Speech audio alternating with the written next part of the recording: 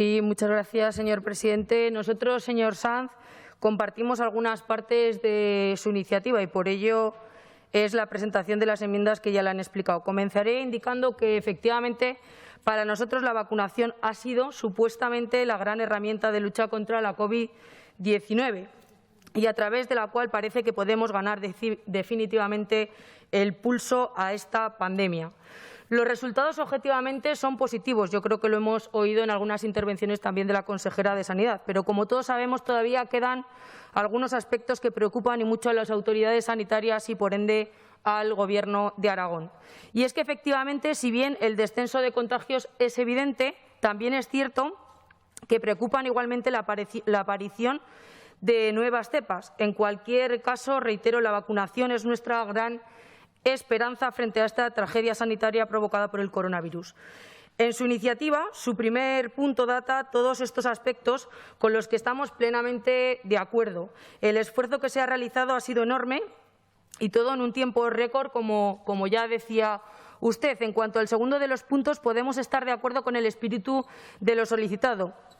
Pero sí es cierto que creemos necesario alcanzar algunas posiciones de consenso y por ello las enmiendas presentadas. No es tanto una cuestión de fondo, sino la necesidad de centrar la iniciativa en el contexto competencial que nos encontramos. En cualquier caso, como le he indicado al principio de la intervención, por nuestra parte vamos a realizar un esfuerzo por intentar sacar adelante este texto conjunto.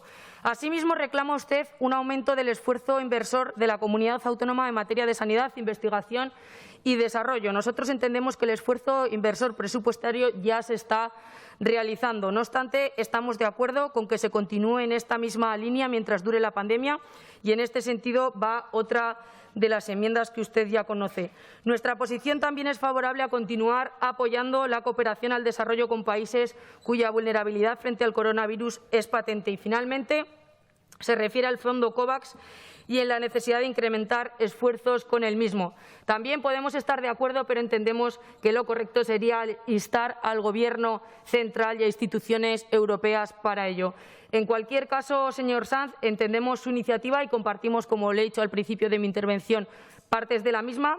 Y si usted acepta las enmiendas presentadas, mi grupo parlamentario, el Partido Aragonés, votará a favor de su proposición no de ley. Muchas gracias, presidente. Muchas gracias, señora Peirad, por el Grupo Parlamentario.